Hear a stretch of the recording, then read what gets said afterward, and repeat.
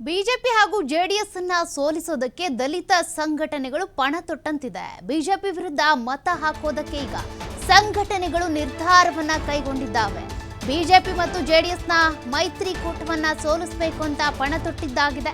BJP ವಿರುದ್ಧ ಮತ ಹಾಕಬೇಕು ಅಂತ ಸಂಘಟನೆಗಳು ನಿರ್ಧಾರವನ್ನ ತೆಗೆದುಕೊಂಡಿವೆ.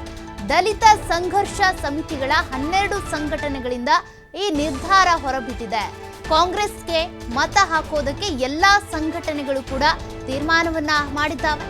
ಯಲಹಂಕದಲ್ಲಿ ಸಭೆ ನಡೆಸಿ 12 ಸಂಘಟನೆಗಳು ಈ ಒಂದು ತೀರ್ಮಾನವನ್ನ ಪ್ರಕಟ ಮಾಡಿದ್ದಾವೆ. TV5 ಕನ್ನಡಕ್ಕೆ ಕೂಡ ಮಾಹಿತಿಯನ್ನ ಕೊಟ್ಟಿದ್ದಾರೆ. ಡಿ ನಾಗರಾಜ್, ಐಕ್ಯ ಹೋರಾಟ ಚಳವಳಿಯ ನಾಯಕರು. ಬಿಜೆಪಿ ಜೆಡಿಎಸ್ ಅನ್ನ ಸೋಲಿಸಬೇಕು ಅನ್ನುವಂತ ನಿಟ್ಟಿನಲ್ಲಿ ನಾವೆಲ್ಲರೂ ಕೂಡ ಒಗ್ಗಟ್ಟಾಗಿದ್ದೇವೆ.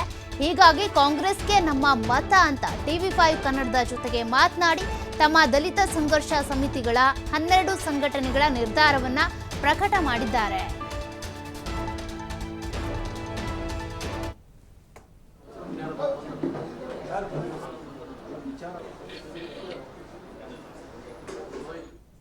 ಈ ಸರ್ಕಾರದ ಆಡಳಿತವನ್ನು ಕಂಡಿರ್ತಕ್ಕಂಥ ದಲಿತರು ಈ ಭಾಗದಲ್ಲಿದ್ದಾರೆ, ಇಡೀ ದೇಶದಲ್ಲಿದ್ದಾರೆ ಅಂತ ಅನ್ನೋದು ಸ್ಪಷ್ಟವಾಗಿದೆ. ಹೆಚ್ಚಿಗೆ ಪ್ರಜ್ಞಾವಂತರು, ವಿದ್ಯಾವಂತರು ಆಡಳಿತಾರೂಢ ಸರ್ಕಾರದಲ್ಲಿ ನಡೀತಾ ಇರ್ತಕ್ಕ ಅನ್ಯಾಯಗಳನ್ನು ನೋಡ್ತಾನೆ ಬಂದು ಅದನ್ನು ಖಂಡಿಸೂ ಸಹ ಖಂಡಿಸಿದ್ದಾರೆ.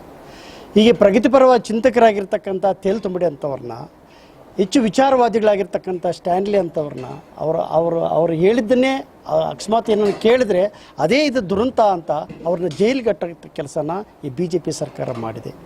ಅಂದರೆ ಆಡಳಿತಾರೂಢ ಸರ್ಕಾರ ನೀವು ಏನು ಬೇಕಾದರೂ ಮಾಡ್ಬೋದು, ಸಂವಿಧಾನ ತಿರುಗಿಸ್ಬೋದು, ಸಂವಿಧಾನ ಬುಡ ಮೇಲೆ ಮಾಡ್ಬೋದು.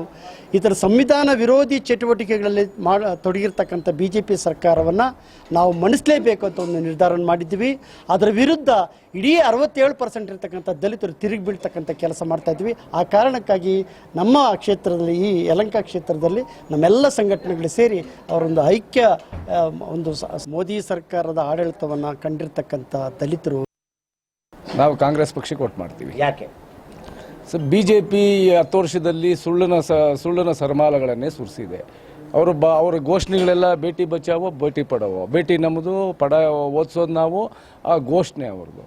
ಮತ್ತು ಯಾವ ಘೋಷಣೆ ಕೂಡ ಬಜೆಟಲ್ಲಿ ಹಣ ಇರ್ತಕ್ಕಂಥ ಘೋಷಣೆಗಳನ್ನು ಮಾಡಲಿಲ್ಲ. 2 ಕೋಟಿ ಪ್ರತಿ ವರ್ಷ 2 ಕೋಟಿ ಉದ್ಯೋಗ ಕೊಡ್ತೀನಿ ಅಂತ ಹೇಳಿದ್ರು. ಒಂದೇ ಒಂದು ಉದ್ಯೋಗವನ್ನು ಸೃಷ್ಟಿ ಮಾಡಲಿಲ್ಲ. ಅಂಬಾನಿ ಅದಾನಿ ಇವರ ಸಂಪತ್ತು ದುಪ್ಪಟ್ಟಾಯಿತು, ಆದರೆ ಬಡವರ ಆರ್ಥಿಕ ನೀತಿ ಝೀರೋ ಆಯಿತು. ಇವತ್ತು ತಮ್ಮೆಲ್ಲರಿಗೂ ಗೊತ್ತಿದೆ, ನಾವು ಚೌಕಿದಾರ್ ಅಂತ ಹೇಳ್ತಿದ್ರು. ಸುಮಾರು 14 ಜನ ಸಾವಿರಾರು ಕೋಟಿ ಸಾಲ ಮಾಡಿ ದೇಶ ಬಿಟ್ಟು ಹೋದಾಗ ಈ ಚೌಕಿದಾರ್ ಎಲ್ಲಿ ಕಾಯ್ತಾ ಇದ್ರು? ಬಡವರು 100 ರೂಪಾಯಿ ಸಾಲ ಕಟ್ಟಬೇಕು ಅಂದರೆ ಮನೆ ಜಪ್ತಿ ಮಾಡಕ್ಕೆ ಬರ್ತೀರಿ. 9,000, 10,000, 12,000 ಕೋಟಿ ಎತ್ಕೊಂಡು ಹೋದಾಗ ಏನು ಮಾಡ್ತೀರಿ ನೀವು? ಎಲ್ಲಿದ್ದಿರಿ ಚೌಕಿದಾರರು?